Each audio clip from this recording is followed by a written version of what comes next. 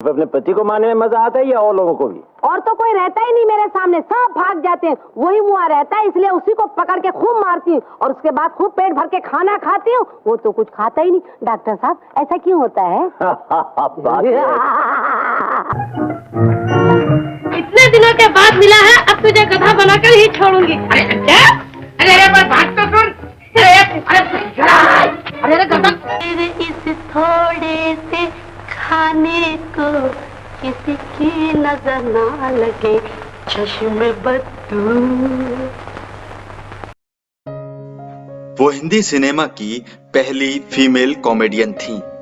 50 और 60 के दशक में उन्होंने फिल्मी दुनिया में खूब नाम कमाया और कई दशकों तक इंडस्ट्री में काम किया। एक तो उनका गोल मटोल चेहरा और भारी भरकम शरीर, ऊपर से कॉमेडी करने का खास स्टाइल। ये क्या हो रहा है? सॉरी अंकल, बात यह है आज हम लंच नहीं करेगा, बस ये खाली थोड़ा पाव थोड़ा दूध पी के फल खा के गुजारा करेगा। हमारा तबियत ठीक नहीं है। ये वो खूबियां थीं जो उनके काम में चार चांद लगाती थीं। उस जमाने में कॉमेडी जगत में टुनटुन पहली कॉमेडी क्वीन थीं। टुनटुन में वो सारे गुण थे जो एक कलाकार में होने चाहिए। वो पब्लिक की नब्ज जानती थीं, तभी तो अपनी अदाकारी से दर्शकों को हंसा हंसा कर लोटपोट कर देती थीं। मगर पर्दे पर हमेशा हंसती खिलखिलाती रहने वाली टुनटुन की असल जिंदगी में हंसी से ज्यादा दर्द की कहानियां थीं। कम उम्र में माता पिता का साया उठ गया, गरीबी देखी, बंटवारे का दर्द झेला। शायद यही वजह थी कि इतनी बड़ी हस्ती होते हुए भी वो हमेशा जमीन से जुड़ी रही। असल जिंदगी में भी टुनटुन बेहद विनम्र और खुशमिजाज स्वभाव की थी। आज बॉम्बे की बात के इस एपिसोड में हम आपको टुनटुन की जिंदगी के हर पेचोखम से रूबरू कराएंगे और बताएंगे आपको कि आखिर वो कौन शख्स था जो टुनटुन के लिए अपना मुल्क पाकिस्तान छोड़कर हिंदुस्तान आकर बस गया।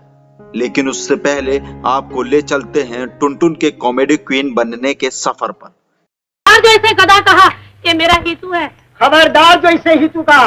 अरे ये तो मेरा गधा जीतू है, जीतू। अरे तेरा हीतू तो वो भागा जा रहा है, देख वो भागा जा रहा है। अरे इसने मुझे फिर धोखा दिया, धोखेबाज नहीं। वो 11 जुलाई 1923 को उत्तर प्रदेश के अमरोहा में पैदा हुई। असली नाम उमा देवी खत्री था। अपने भारी भरकम शरीर और गोल मटोल चेहरे की वजह से ही टुनटुन नाम उन्हें फिल्मी दुनिया से मिला। इसे बदनसीबी ही कहेंगे कि जब वो महज 4 साल की थीं, तो जमीनी विवाद में उनके माँ बाप की हत्या कर दी गई और इससे पहले कि टुनटुन इस हादसे से उबर पाती, उनके भाई को भी मार दिया गया, जिसके बाद टुनटुन एकदम अकेली हो गई और मजबूरी में अपने एक रिश्तेदार के यहाँ रहने लगी। कहा जाता है कि यहाँ उनसे नौकरानी की तरह घर का सारा काम करवाया जाता था, पर इसे टुनटुन की बहादुरी ही कहेंगे कि उनके कदम डगमगाए नहीं। वो बचपन से ही सिंगर बनने का सपना देखती थी और जो उनकी मेहनत और लगन से पूरा भी हुआ। 1930 में वो सिंगर बनने के लिए माया नगरी मुंबई पहुंच गईं। टुनटुन ने अपने करियर की शुरुआत बतौर प्लेबैक सिंगर के तौर पर की थी। 1947 में आई फिल्म दर्द के गीत अफसाना लिख रही हूँ दिले बेकरार और दिलवाले जल जल कर ही मर जाना से उन्होंने सफलता की सभी ऊंचाइयों को छू लिया। अफसाना लिख रही हूँ, अफसाना लिख रही हूँ, दिले बेकरार का। फिल्म इंडस्ट्री के लिए उन्होंने करीब 40 से 45 गाने गाए, पर इसके बाद घरेलू कारणों की वजह से वो फिल्म इंडस्ट्री से अलग हो गईं और कुछ समय बाद जब वापसी की तो दूसरी पारी में बतौर कॉमेडियन दर्शकों के दिलों में अपनी अमिट छवि बनाने में सफल रहीं। इस दौरान टुनटुन ने 200 से ज्यादा फिल्मों में काम किया, लेकिन बाद में जब उन्हें लगा कि वो इस फील्ड में बहुत ज्यादा कामयाब नहीं हो पाएंगी, तो उन्होंने एक्टिंग करने का फैसला किया और एक ऐसी कॉमिक एक्ट्रेस बनकर कामयाब हुई कि वो जिस भी फिल्म में नजर आती लोगों को हंसा हंसा कर लोटपोट कर देती। टुनटुन 5 दशक तक हिंदी फिल्मों में एक्टिव रही। 1950 में रिलीज हुई फिल्म बाबुल टुनटुन की पहली फिल्म थी। और 1990 में आई फिल्म कसम धंधे की टुनटुन के अभिनय वाली आखिरी फिल्म थी। टुनटुन की कॉमेडी अपनी तरह की अलग कॉमेडी थी। चलने और बोलने के स्टाइल के अलावा टुनटुन अपने नाराज होने के ढंग से भी ऑडियंस को खूब हंसाती रही हैं। जॉनी वॉकर के साथ टुनटुन की केमिस्ट्री बेहतरीन थी। 50 और 60 के दशक में उन्होंने आर पार, मिस्टर और मिसेज 55, आबरू, एक राज, प्यासा, शराफत, दिल और मोहब्बत जैसी कई फिल्मों में अपनी कॉमेडी से लोगों का दिल जीता। टुनटुन की जिंदगी की तरह उनकी प्रेम कहानी भी उथल पुथल भरी रही। एक्साइज इंस्पेक्टर अख्तर अब्बास काजी से उनकी मुलाकात बदहाली के दिनों में हुई थी, पर 1947 में हुए भारत पाकिस्तान के बंटवारे के बीच अख्तर अब्बास काजी को लाहौर जाना पड़ा। टुनटुन जब दिल्ली में अपने रिश्तेदारों के साथ रहती थी, तब काजी एक्साइज ड्यूटी इंस्पेक्टर हुआ करते थे। काजी अक्सर उमा देवी की मदद किया करते थे, जिसके कारण उमा उनसे बहुत प्रभावित हुई थी।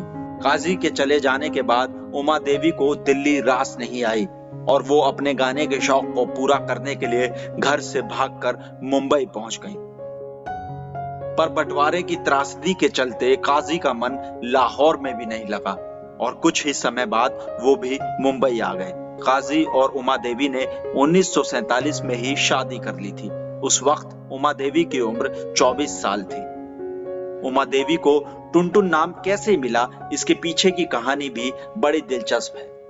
दरअसल उमा देवी दिलीप कुमार की बहुत बड़ी फैन थी और शादी के बाद जब उन्होंने गाना बंद कर दिया था, तब वो दोबारा काम की तलाश में संगीतकार नौशाद के पास गईं।